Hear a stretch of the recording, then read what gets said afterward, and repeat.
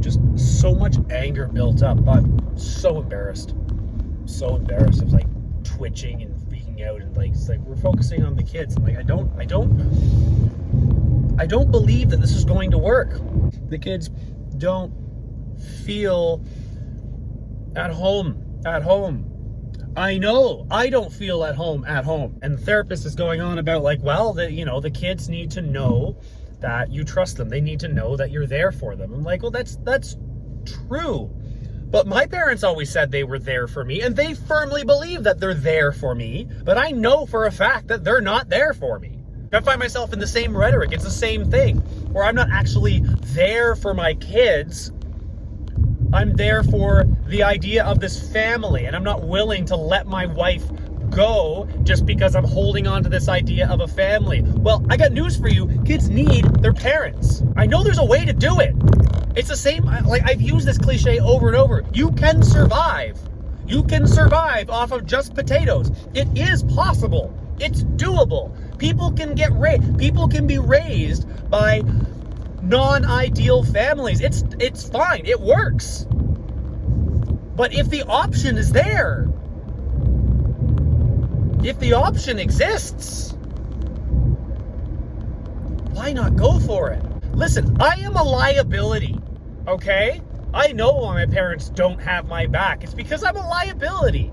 I'm chaotic. I require such rigid expectations. I need everything laid out for me, yet I'll flake out at the drop of a hat. It's just, whatever aspect of me hurts her the most is gonna do the same. And that unpredictable nature, that unreliability or whatever, like when my son starts doing that, when my son starts not following through on commitments or something, like, it's gonna start to hurt. Are you willing to take that risk? That's the question. Are you willing to take that risk? My answer, yes. I got married knowing full well that my life might be, maybe, absolute hell. That's a risk. It meant having a wife, and it meant having a mother for my children. It meant having a home. It meant having a family of my own, a family that didn't just pretend to have each other's back.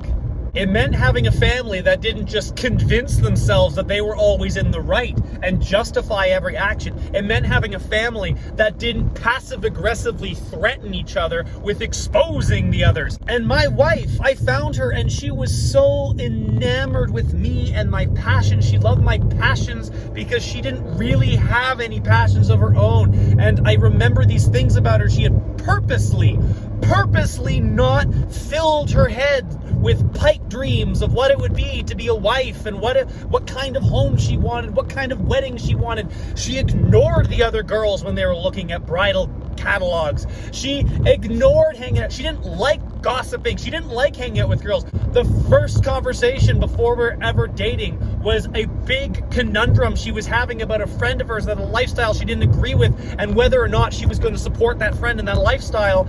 And it tore her apart, and she confided in me and when I gave my opinion on it, she took it to heart, and that was our interaction. That was what established our relationship. We talk about serious stuff. We have real conversations. I love fantasy. I absolutely love it, but it is not real life.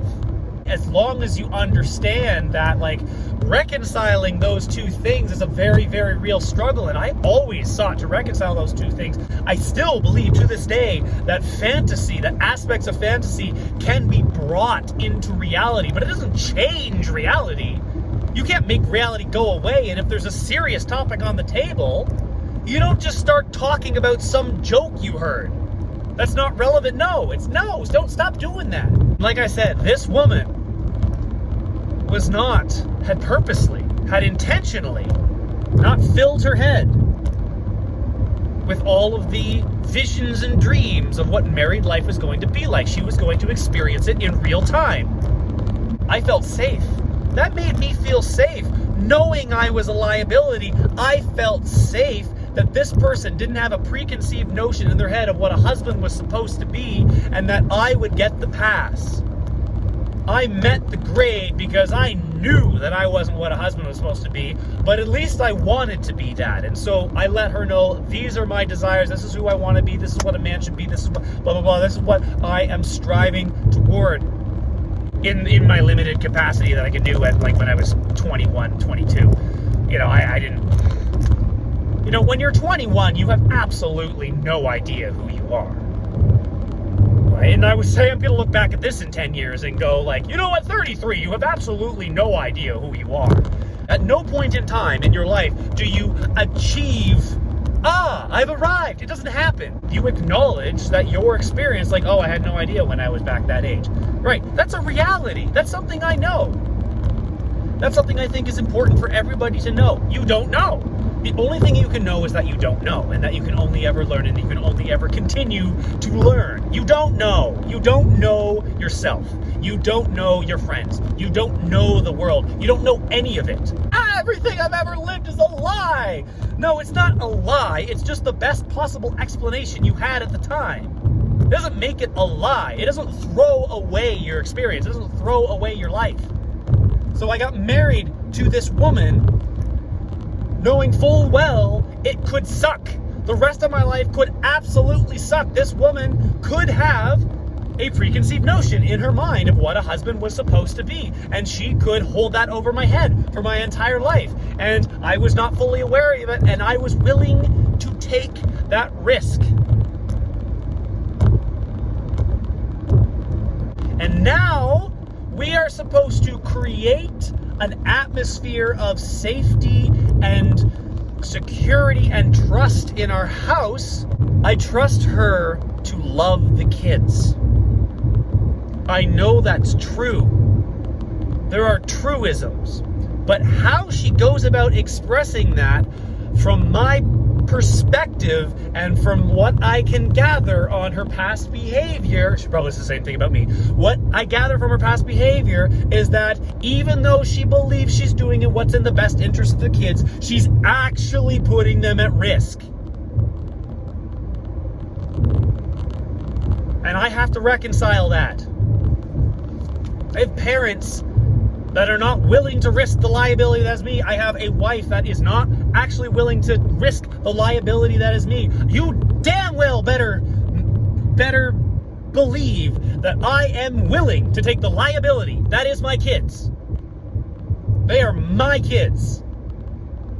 There is inherent liability in that. And I don't mean on something that I came up with or something that a professional told me or something like that. I mean,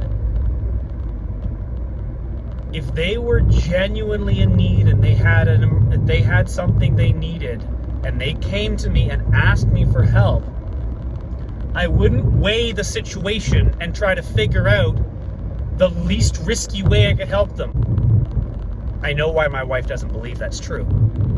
I have done it for her in the past, but it's mostly been in like a passive kind of allow her to do the thing that she's doing kind of way, which, as I found out, is a terrible way to do things. You don't just let people walk over you. You can't do that. I do it. I just let people walk over me. It's just something I do, okay?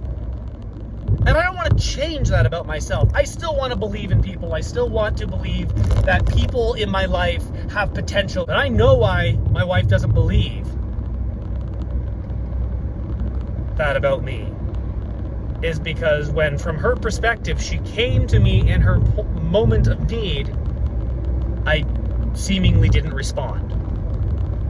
No, when you just flail helplessly, not saying anything, not asking for help, when you're just like, we don't do anything, I don't know what to do about that. You're not presenting a problem. You're not presenting anything. When my kid comes to me, it's like, help, I need da-da-da. Instant response. I can make that happen. And you know what? I bet she feels the same way. So you know what? Maybe she will do that for them. And I believe she will try. I went an hour overtime on the session with the therapist because I couldn't keep my damn mouth shut. One thing I was worried about, monopolizing the conversation or to squeak out a few more jabs, to squeak out a bit of the hurt that I've had, because I've never, to this day, never received acknowledgement of my pain. What a sad person I am.